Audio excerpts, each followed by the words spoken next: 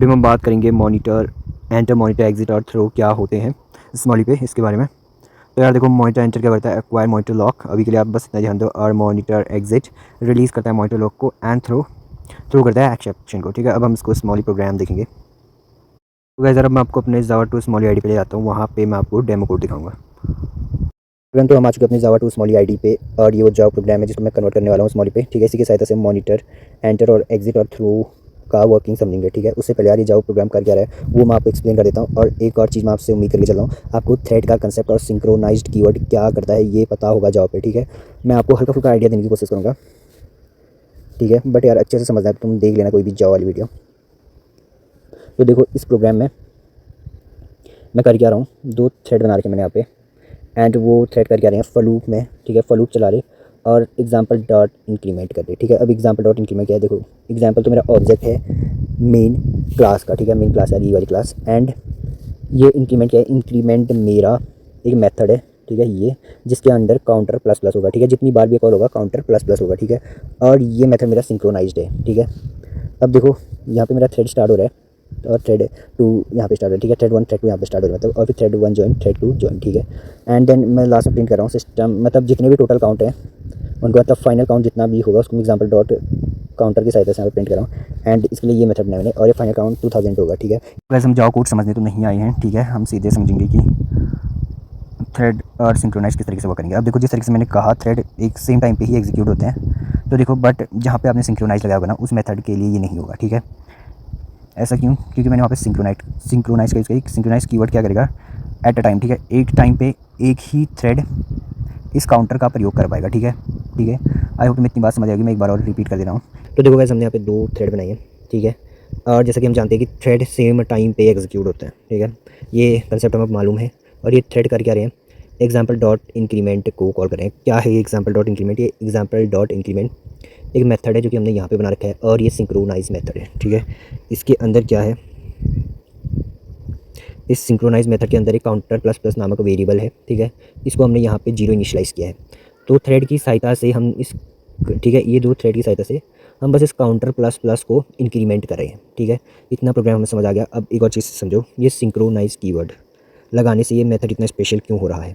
ठीक है, ऐसी क्या खतरनाक शक्तियाँ आ जा रही इस मेथड में। ठीक है, तो देखो जिस तरीके से मैंने कहा था थ्रेड सेम टाइम पे एग्जीक्यूट होते हैं, बट ये सिंक्रोनाइज्ड मेथड के लिए ऐसा नहीं होता, क्योंकि सिंक्रोनाइज्ड एट अ टाइम सिर्फ एक ही थ्रेड के ऑब्जेक्ट को अलाउ करेगा। ठीक है, क्या करेगा ये, जैसे मान लो इसने थ्रेड 1 के ऑब्जेक्ट को अलाउ किया। ठीक है, तो उसको लॉक करेगा।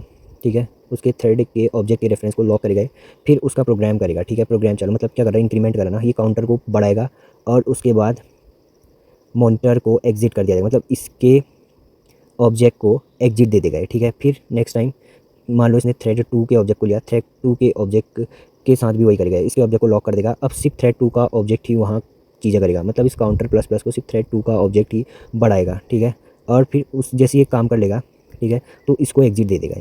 ठीक है, फिर इसके ऑब्जेक्ट को एग्जिट दे देगा, या फिर नेक्स्ट टाइम ये थ्रेड 2 के ऑब्जेक्ट को लेगा, जो भी करेगा वो करेगा। ठीक है, अभी हम इसको स्मॉली में कन्वर्ट करेंगे क्योंकि हम जावा समझने तो नहीं आए हैं इधर। तो ये रहा स्मॉली प्रोग्राम। ठीक है, ये रहा उस सिंक्रोनाइज्ड मेथड का स्मॉली प्रोग्राम। देखो इंक्रीमेंट भी नाम है इसका, और सिंक्रोनाइज आपको दिख ही रहा होगा। अब देखो ये मॉनिटर एंटर है और ये मॉनिटर एग्जिट है। ठीक है, 2 मॉनिटर एग्जिट आपको दिख होंगे, क्यों दिखेंगे अभी मैं आपको एक्सप्लेन करूँगा। अभी के लिए फिलहाल ये समझो मॉनिटर एंटर किस तरीके से काम करता है। ठीक है, मॉनिटर एंटर के सामने आपको एक रजिस्टर दिखेगा। ठीक है, और इस रजिस्टर में आप क्या होगा, ठीक है, इस रजिस्टर के अंदर गैस P0 में होगा आपका रेफरेंस।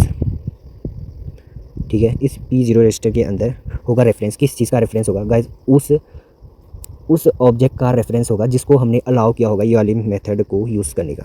ठीक है, मैंने आपको क्या समझाया था, एक थ्रेड थ्रेड के ही ऑब्जेक्ट को एक टाइम अलाउ करेगा। ठीक है, तो देखो ये सिंक्रोनाइज्ड क्या करेगा, मान लो ये फर्स्ट थ्रेड के ऑब्जेक्ट को अलाउ कर रहा है। ठीक है, तो फर्स्ट थ्रेड के ऑब्जेक्ट के रेफरेंस को होल्ड करेगा P0, और ये मॉनिटर एंटर उस रेफरेंस को लॉक कर देगा। ठीक है, अब थ्रेड 1 यहाँ पे ये कोड है, देखो इंक्रीमेंट करेगा। ठीक है, वो काउंटर प्लस प्लस वेरिएबल को इंक्रीमेंट करेगा, और जैसे ही उसका काम पूरा हो जाएगा। ठीक है, थ्रेड 1 का काम क्या था, काउंटर 1 1 मतलब plus counter plus plus variable को इंक्रीमेंट करना। उसके बाद यहाँ पे जैसे वो काम हो जाएगा, मॉनिटर एग्जिट उस ऑब्जेक्ट को एग्जिट दे देगा। ठीक है, मतलब उसका रेफरेंस उस यहाँ से हटा देगा उस ऑब्जेक्ट को। ठीक है, उस ऑब्जेक्ट के रेफरेंस को, मतलब P1 के ऑब्जेक्ट के रेफरेंस को हटा देगा। देखो एक चीज़ ध्यान रखना, मॉनिटर एंटर और मॉनिटर एग्जिट एक ही रजिस्टर को यूज़ करेंगे, ठीक है। P0 इसने भी यूज़ किया, ठीक है। एंटर करने, उसको लॉक करने के लिए भी P0 का यूज़ होगा और एग्जिट करने के लिए भी P0 का यूज़ होगा, ठीक है। इसी तरीके से जब थ्रेड 2 के लिए भी जाएगा, ठीक है, थ्रेड 2 के ऑब्जेक्ट का रेफरेंस जाएगा P0 में, P0 को मतलब उसको फिर लॉक कर दिया जाएगा, उसके ऑब्जेक्ट को, थ्रेड 2 के ऑब्जेक्ट को भी लॉक कर दिया जाएगा। फिर थ्रेड 2 का ऑब्जेक्ट भी अपना काम करेगा, जो कि कर रहा था काउंटर प्लस प्लस नाम के वेरिएबल को इंक्रीमेंट कर रहा था, वो भी इंक्रीमेंट करेगा और उसके बाद उसके रेफरेंस को भी यहाँ से एग्जिट मिल जाएगी, ठीक है। अब मान लो कोई एक्सेप्शन रेज होगी, ठीक है, ज़रूरी नहीं कि प्रोग्राम हमेशा अच्छे से चले। तो यहाँ पे देखो कैच ऑल क्या कर रहा है, L2 जो कि यहाँ पे थ्रो कर दे रहा है, जंप कर दे रहा है। और मूव एक्सेप्शन क्या है अभी हम नहीं समझेंगे, बस ये समझो कि तो V0 में कोई एक्सेप्शन है, ठीक है। फिर उसके बाद भी हमें मॉनिटर एग्जिट मिल जाएगी, ठीक है। अब ये थ्रो V0 क्या करेगा, हमारी एक्सेप्शन को थ्रो कर देगा, ठीक है, ये समझो। और एक और चीज़ समझो यार, ये मॉनिटर एग्जिट ना गाइस हमेशा होता है, ठीक है। हमेशा मॉनिटर एग्जिट होता है, चाहे हमारे प्रोग्राम सही से चला हो या कोई एक्सेप्शन रेज करे, इसीलिए हमें मॉनिटर एग्जिट 2 बार दिखते हैं।